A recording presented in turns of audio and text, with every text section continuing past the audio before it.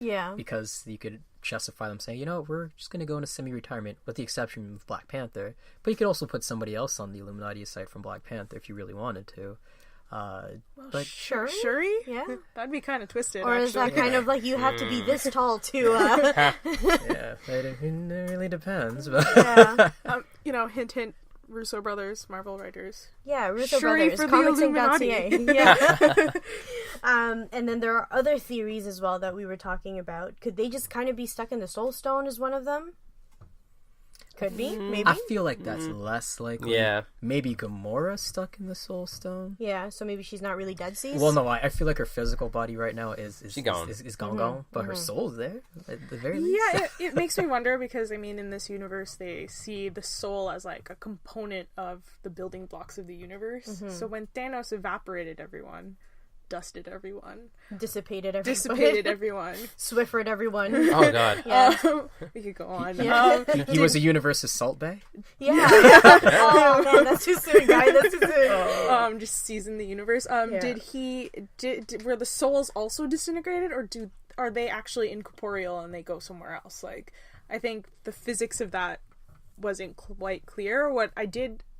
Thinking about it now, what I did get with why they made them turn to dust as opposed to fade away or any other kind of disappearing is it shows that they were matter and mass and they actually converted to something else. So that it's like they are definitely dead kind of thing and not transported somewhere else. So that's why they didn't just spontaneously combust in like blood and explosion. It's because they're in the cloud. I think turning them to dust is like the safest wow, that's an way image for I children. will not be able to get away from. Can you imagine? I don't want to go. I just...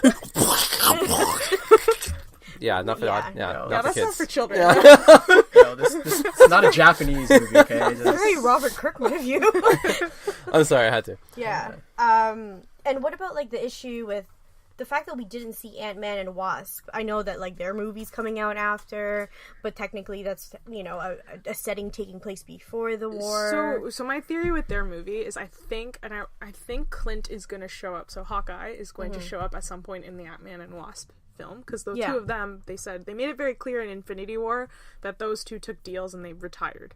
So I feel like they do team up at some point, and it's either going to be in a credit stinger maybe or just a cameo in the film. Yeah, stinger, get it? But sorry, I thought that was on purpose, but okay. But I definitely think that they are going to show something either at the end of the film or in the credit scene of like somebody disappearing. So maybe Wasp, maybe Hawkeye, like somebody's going to be disappearing and the timelines are going to sync up because I think this is going to happen maybe just before Infinity War. Do you think like as far back as Ragnarok, or do you think like a little bit more after that? I think a little bit more after that. Yeah. I would. Then again, we don't know when Ragnarok takes place aside from it ends right at the beginning of Infinity War. Yeah. So I think it's if we had to do a timeline, it could be happening concurrently. If Black Panther happens right after Civil War and Ragnarok's right before Infinity War, then I think Ant-Man and the Wasp is in between those two events. Yeah. Gosh, if you didn't watch these things like in order, like you're totally screwed. So hopefully you didn't watch Infinity War just by itself. Like, so some people did that. Maybe not totally screwed because I know I've been talking to a lot of my casual friends and they seem intimidated. They don't know if they have to watch 14 movies to understand everything that's going on. I'm exaggerating, but even so, like it's not that bad. Just don't watch things out of phase order. Yes. As long as you watch each phase in its entirety, you'll be fine. Otherwise, you'll wonder, hey, why do these guys hate each other? They didn't hate each other in this movie. It's like, well, Yeah, or you can careful. be like my mom and just watch all the Captain America movies and the Avengers, and then watch Infinity War, and then she gets all excited because now she's a Star-Lord fan and wants to watch all the Guardians of the Galaxy movies. But what is her premise into watching this? It's because. Remember what she said? She was like, "Is this the movie with all the hot guys in it?" Yeah, basically. Yeah, there you go. That's why. Equality. Yeah. Definitely a lot of equality in that. I like that a lot.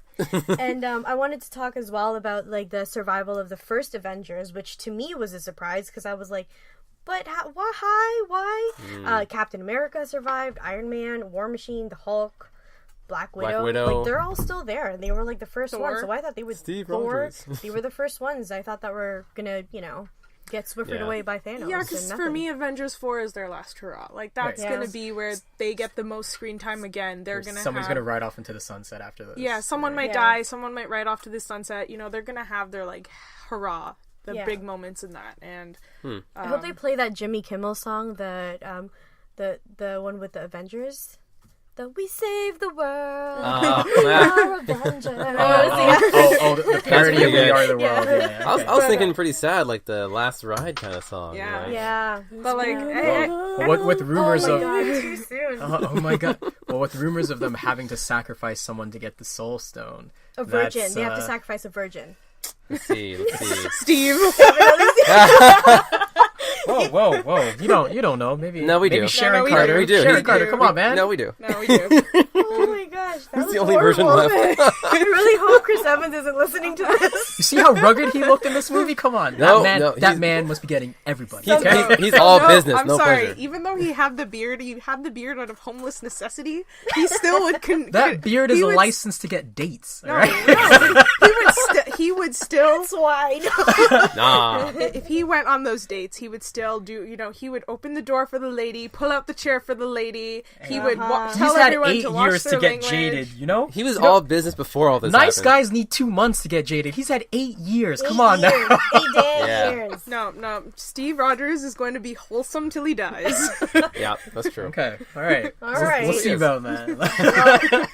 Turning the tides a little bit here, we do have to talk about like the super sad moments that eventually, you know, like either the internet revealed or it was most talked about, but the very last words of Groot was obviously I am Groot. Super. No kidding.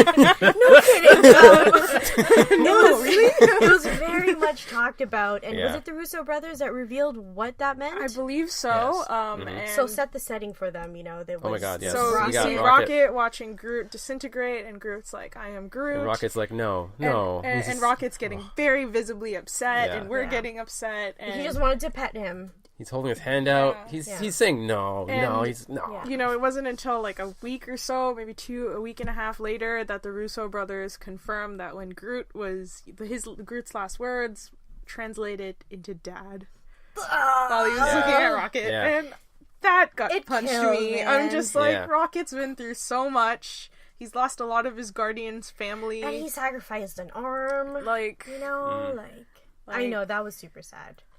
That got me. And I think we talked about it before, but technically this is not the Groot that we saw in the first Guardians movie. This is like a whole other Groot. Right.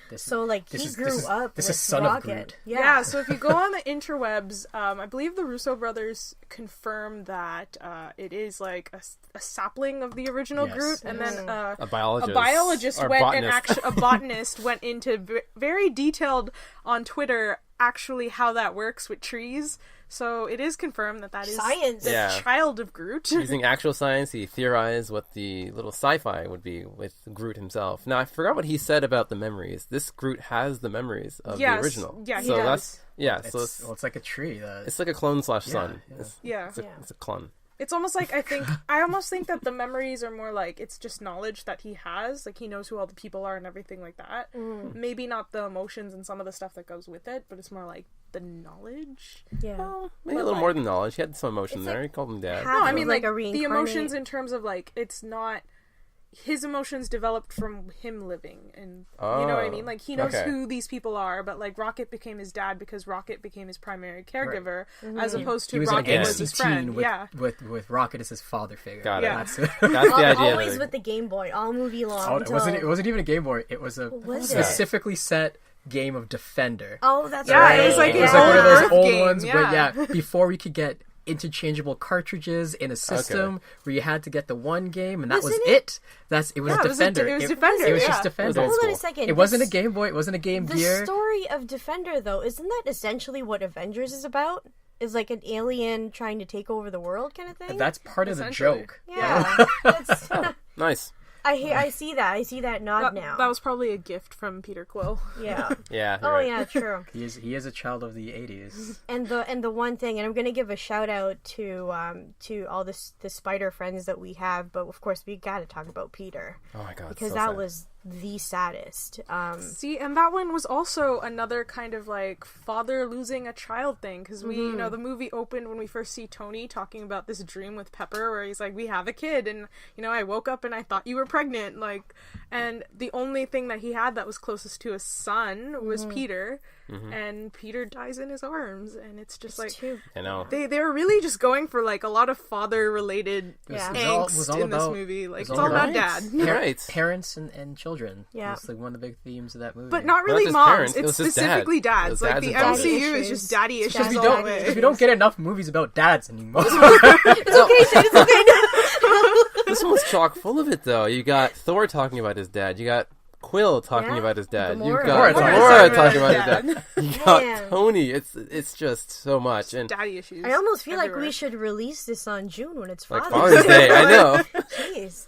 No, I have a good dad, you know, like, you feel it too, like, you know, when you have a good relationship with your father and then you see these people, like, and their sacrifices and all the sad things, and I mean, I should have texted my dad, I guess. I should have been my next move after that movie. Exactly. And I know that not everyone enjoyed having Tony in Homecoming as like the father figure, because some people just like the classic Spider-Man without Iron Man. Yeah. But even with that said, that scene with Spider-Man and Tony was just so heart-wrenching. So Yeah. It was too sad. and the fact that it was all ad-libbed, because there was yes. no Yeah. there was no actual script for Yeah. that scene when the Russos drew it up, and all of the I don't want to go. I'm sorry. Stark, I don't Mr. feel Stark, so I don't feel so good. That was all ad-libbed. That was that all is Tom brilliant. Holland, yeah. That is brilliant Go acting. Tom Holland. Good Tom job, Holland Tom for mayor. Tom Holland. Yeah. Yeah, like And there's two gripes that we need to talk about. One of them is Black Order being reduced and the Marvel women being sidelined. And I'm going to go with Marvel women sidelined and direct this question to Kenya. The girls need to talk about it first. Yeah, so, I mean, it's not a gripe in the sense that it didn't break the movie or ruin the movie for me. It was something that, you know, I saw some people in forums and stuff bring up. Mary Sue did an article on it, but Of course, Mary Sue had something to say of course about they it. have something to say about it. But I do agree to an extent that we did see a little bit of the progress, I think, especially because Black Panther was so recent, and it gave us, you know, the Dora Milaje, and it gave us Shuri and Nakia being these incredibly powerhouse women that had their own agency and their own storylines and driving factors that didn't really relate to any other man's story. Yeah.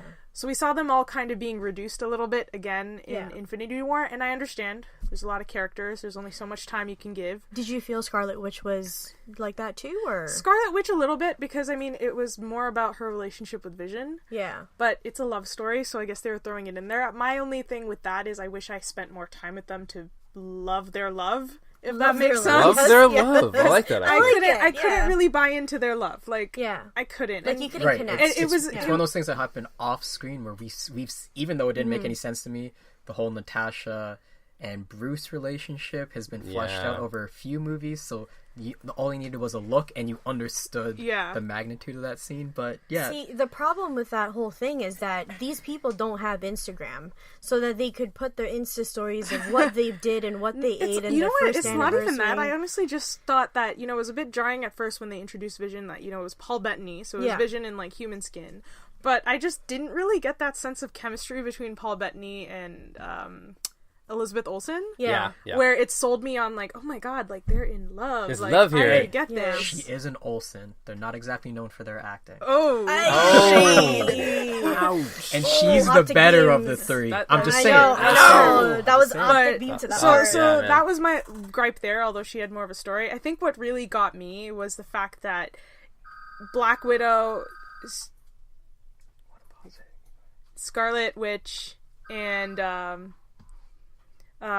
I'm slow today. And Oh, Okoye. yeah. Yeah. You know, they get reduced to a chick fight with Proxima Midnight, and that kind of annoyed Yeah. me like crazy, because I'm like, these are women that can take on like some like men on their own. Like, why did we have to get the throwdown as like a chick fight? Like, I would have preferred they kind of switched some of the characters around or something. Like, it's like, we don't need that.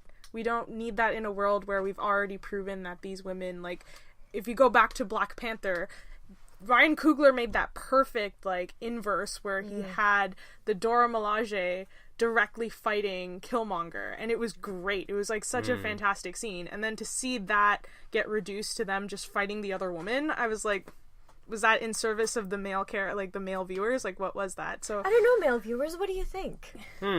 Like, did you enjoy that as a chick fight? I mean, no, I didn't get the chick fight vibe.